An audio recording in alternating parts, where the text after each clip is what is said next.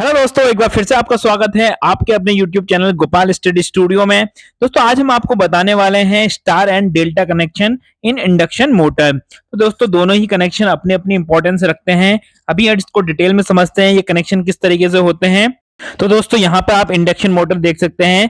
किसी भी induction motor में एक वहां पे नेम प्लेट लगी रहती है। नेम प्लेट में वहां पे सारी डिटेल्स रहती है, कितने किलोवाट की मोटर है, कितने आरपीएम पे घूमती है, कितना पावर फैक्टर है, बेयरिंग कौन से हैं, तो वो सारा टाइप नंबर, मॉडल नंबर सब यहाँ पे लिखा रहता है। तो ये सीमेंस की मोटर है। तो दोस्तों, अगर कनेक्शन बॉक्स को देखते हैं तो यहाँ पर आपको एक साइड U1 V1 W1 और दूसरी साइड आपको U2 V2 और W2 देखने को मिलेगा। तो यहाँ पे एक तरफ तो जो कि U1 V1 और W1 है, वहां पे जो आते हैं वहां पे पावर कनेक्शन आते हैं, जो कि इनकमिंग पावर आती है मोटर पे।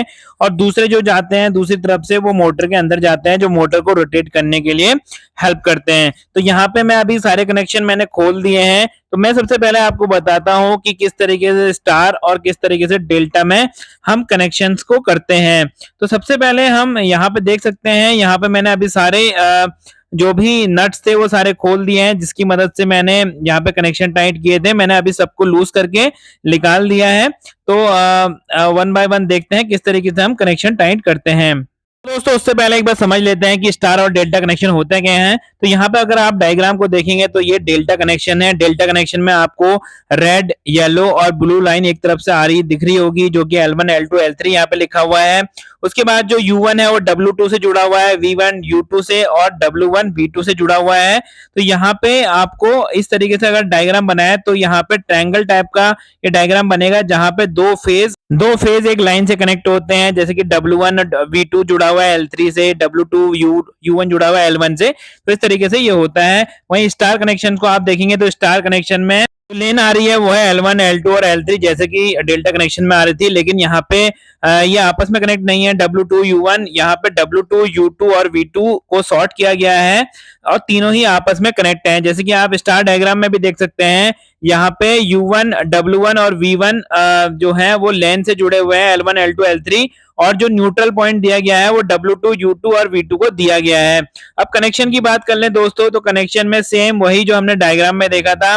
अभी हम सबसे पहले डेल्टा कनेक्शन करते हैं। तो डेल्टा कनेक्शन में आप देख सकते हैं, हम यहाँ पे देख सकते हैं कि U1 को हमने W2 से जोड़ दिया है, V1 को U2 से और W1 को V2 से, जो कि आमने सामने जुड़े हुए हैं। तो इस तरीके से हमने जोड़ दिया है तो हमारा डेल्टा कनेक्शन बन जाता है। और वहीं नीचे आप एक अर्थिंग का सिंबल देख रहे होंगे, तो वहां पे अर्थ की तार को जोड़ देना है, ताकि कोई भी करंट लीक करे तो वो मोटर की बॉडी पे ना आए। तो इस तरीके से हम कनेक्शन करने के बाद इनको नट्स को लगा देते हैं।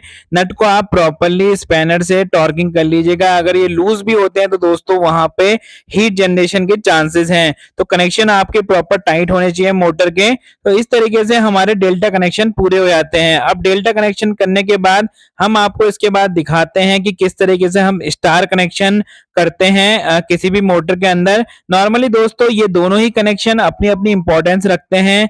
जैसे कि सपोज अगर आपको स्लो मोशन में चलाना हो या करंट आपको कम ड्रॉ करना हो, तो आप स्टार कनेक्शन नॉर्मली रखते हैं।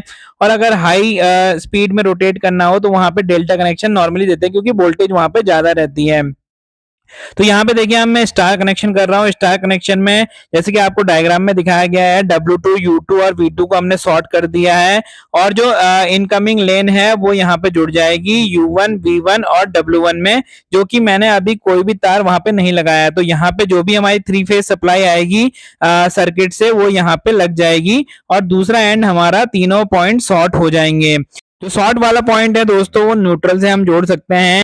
स्टार कनेक्शन के अंदर नॉर्मली हम चार तारों का यूज करते हैं। चार तारों में से हम 3 हमारे फेस के रहते हैं और एक न्यूट्रल वायर रहती है। हम यहाँ पे 230 वोल्टेज भी ले सकते हैं यहाँ से, और 440 वोल्टेज भी ले सकते हैं। तो इस तरीके से दोनों कनेक्शन हम करते हैं। और यहाँ पे आपको कवर में भी ये कनेक्शन का डायग्राम मिल जाएगा मोटर के कनेक्शन का, कि किस तरीके से आप स्टार एंड डेल्टा में कनेक्शन कर सकते हैं। डेल्टा का सिंबल नॉर्मल ट्रायंगल का होता है और वाई शेप का जो सिंबल दिखेगा वो स्टार का होता है। तो आप समझते हैं दोस्तों कि फेज करंट और लाइन करंट किस तरीके से होती है। तो अगर स्टार कनेक्शन की बात करूं तो वहां पे जो लाइन करंट रहता है वही फेज करंट के बराबर ही रहता है। लेकिन जो लाइन वोल्टेज होता है दोस्तों, वहां पे वो फेज वोल्टेज का अंडर रूट 3 टाइम्स होता है। तो फेज वोल्टेज नॉर्मली कम हो जाती है in case of star connection.